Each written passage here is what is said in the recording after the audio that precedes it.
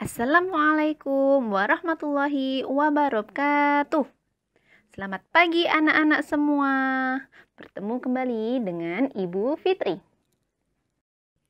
Nah, di masa pandemi COVID-19 ini, Ibu mengingatkan anak-anak semua untuk menjaga kesehatan dengan mematuhi protokol kesehatan 5M. Apa itu 5M? Apakah kalian sudah tahu? Iya, yang pertama menggunakan masker. Gunakan masker yang benar, yaitu menggunakan masker 2 lapis. Masker lapis dalam dan masker lapis luar. Yang kedua, menjaga jarak. Ketika kita beraktivitas bersama orang lain, maka kita harus menjaga jarak dengan orang lain minimal 1 meter. Ketiga, mencuci tangan. Jangan lupa untuk mencuci tangan setelah bepergian dari luar atau mencuci tangan sebelum makan. Yang keempat, menghindari kerumunan dengan cara tidak mendatangi tempat yang terdapat banyak orang. Dan yang kelima, mengurangi mobilitas. Maksud dari mengurangi mobilitas di sini yaitu usahakan untuk mengurangi kegiatan bepergian yang tidak penting. Tetap di rumah untuk menjaga kesehatan. Nah, dengan menerapkan protokol kesehatan 5M, semoga kita semua dapat terhindar dari virus COVID-19 ini. Apa kabar anak-anak hari ini? Sebelum memulai belajar, mari kita berdoa sesuai dengan keyakinan masing-masing ya. Mari anak-anak kita bernyanyi dan bergembira dahulu. Satu jari kanan, satu jari kiri, digabung jadi dua, jadilah jembatan kuat. Dua jari kanan, dua jari kiri, digabung jadi empat, jadilah kamera cekrek. Tiga jari kanan, tiga jari kiri, digabung jadi enam, jadilah menara tinggi. Empat jari kanan, empat jari kiri, digabung jadi delapan, jadilah kelinci lompat. Lima jari kanan, lima jari kiri, digabung jadi 10, marilah berdoa. Marina menari di atas menara, di atas menara. Marina menari, Marina merana, di bawah menara, di bawah menara. Marina merana. Bagaimana anak-anak? Tentu menyenangkan ya. Setelah kita melakukan ice breaking, hari ini kita belajar tema 2, subtema 2, pembelajaran 2 tentang manfaat hewan bagi kehidupan manusia. Tujuan pembelajaran kita hari ini yaitu 1. Menguraikan pesan dalam dongeng yang disajikan secara lisan, tulis, dan visual dengan tujuan untuk kesenangan. Yang kedua, mana keberagaman karakteristik individu. Yang ketiga, memahami kombinasi gerak dasar non-lokomotor. Nah, sekarang coba anak-anak perhatikan gambar tersebut.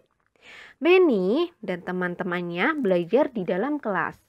Seisi kelas sedang mendengarkan dongeng.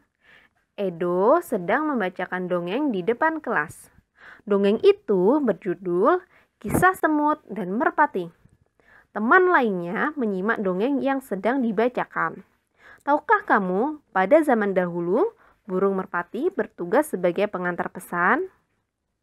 Simaklah dongeng berikut. Kisah Semut dan Merpati. Pada suatu hari, ada seekor semut yang sedang berjalan-jalan mencari makan di pinggir sungai. Seperti biasa, dia berjalan dengan riang. Dan karena kurang hati-hati, tiba-tiba ia terjatuh ke dalam sungai. Arus sungai menghanyutkannya. Semut itu timbul tenggelam dan kelelahan. Ia berusaha untuk menepi, tetapi tidak berhasil. Seekor burung merpati kebetulan bertengger di ranting pohon yang melintang di atas sungai. Melihat semut yang hampir tenggelam dan merasa iba. Burung merpati ini memetik daun dan menjatuhkannya di dekat semut. Semut merayap naik ke atas daun. Akhirnya, ia berhasil menyelamatkan dirinya dengan bantuan daun tersebut dan mendarat di tepi sungai. Tidak lama kemudian, sang semut melihat seorang pemburu burung sedang mengendap-endap berusaha mendekati burung merpati yang telah menolongnya tadi. Semut menyadari bahaya yang membayangi merpati yang baik tersebut. Ia segera berlari mendekati pemburu dan menggigit kaki sang pemburu. Pemburu itu kesakitan dan terkejut. Ia mengibaskan ranting yang tadinya akan digunakan untuk menangkap burung. Burung merpati menyadari keberadaan pemburu yang sibuk mengibas-ngibaskan ranting. Akhirnya, sang burung pun terbang menyelamatkan dirinya. Berdasarkan dongeng tersebut, pelajaran apa yang anak-anak dapatkan dari dongeng kisah semut dan merpati? Iya, berbuat baik kepada siapapun dan kita membalas kebaikan terhadap siapapun yang telah berbuat baik kepada kita. Oke, selanjutnya dari paragraf berapa anak-anak menemukan pelajaran dari dongeng kisah semut dan merpati? Iya, benar sekali. Pelajaran dari dongeng kisah semut dan merpati terdapat pada paragraf keempat. Anak-anak, ayo sekarang kita membaca. Anak-anak membaca dalam hati ya. Ibu yang membacakan ceritanya. Benny memelihara ayam di rumah karena ia menyukai binatang. Ayah Benny membuatkan kandang ayam. Setiap hari, Benny memberi makan dan minum kepada ayam-ayamnya. Ayam-ayamnya sudah ada yang bertelur. Benny bertugas mengumpulkan telur-telur itu. Ayah Benny juga menyukai binatang. Ia memelihara burung beo. Burung beo ayah bisa bicara. Ayah juga orang yang lucu. Ia mengajari burung beo berkata-kata lucu. Ayah dan Benny sering tertawa mendengarnya. Kadang-kadang Benny suka menggoda burung beo ayah. Setiap manusia memiliki sifat masing-masing. Dalam keluarga ada yang memiliki sifat yang sama, ada juga yang berbeda. Dari cerita di atas, kita tahu bahwa sifat Benny rajin dan menyukai binatang. Berdasarkan cerita Benny dan ayah Benny, kita dapat mengetahui karakteristik individu. Apakah anak-anak tahu bagaimana karakteristik ayah Benny dalam cerita itu? Iya, betul sekali. Karakteristik dalam cerita itu yaitu yang pertama, menyukai binatang. Yang kedua, humoris. Dan yang ketiga, suka melatih hewan peliharaan. Lalu, bagaimana karakteristik Benny dalam cerita itu? Apakah kalian tahu? Iya, betul sekali. Karakteristik Benny dalam cerita itu yaitu rajin dan suka menyayangi binatang. Pernahkah anak-anak melihat kelinci atau katak yang melompat? Bagaimana cara kelinci katak bisa bergerak? Iya, betul sekali. Cara kelinci dan katak bergerak dengan melompat. Kita akan melakukan gerak melompat dalam permainan lompat tali. Nah, sekarang kita akan melakukan gerakan melompat dalam permainan lompat tali.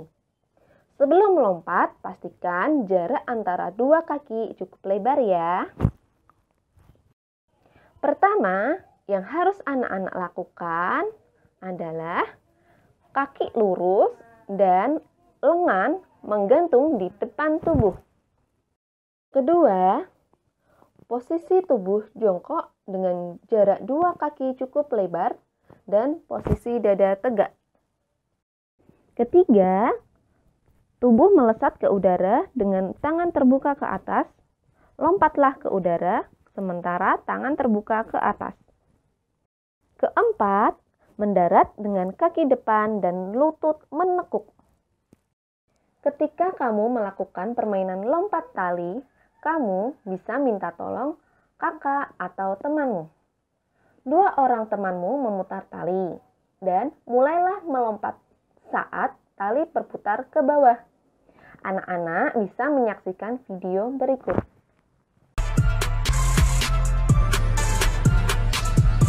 Kaki lurus dan lengan menggantung di depan tubuh. Posisi tubuh jongkok dengan jarak kedua kaki cukup lebar dan posisi dada agak tegak. Tubuh melesat ke udara dengan tangan terbuka ke atas. Mendarat dengan kaki depan dan lutut menekuk.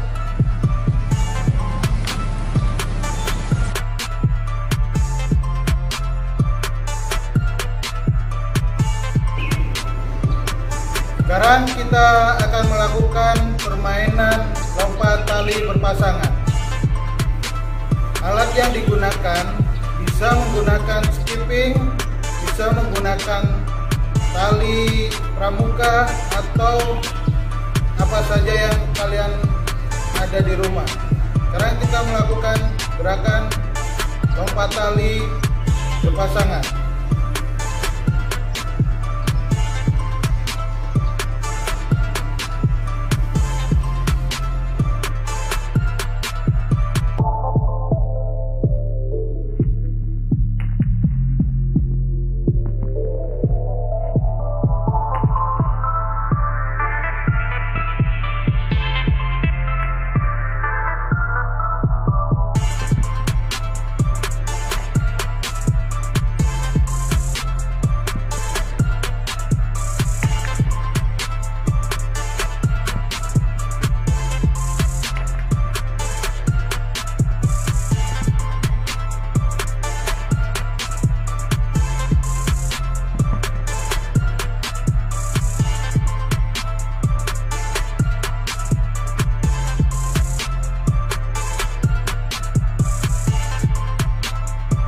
Demikian materi hari ini.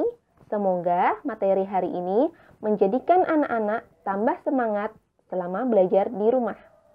Terima kasih anak-anak semua. Sampai jumpa kembali. Wassalamualaikum warahmatullahi wabarakatuh.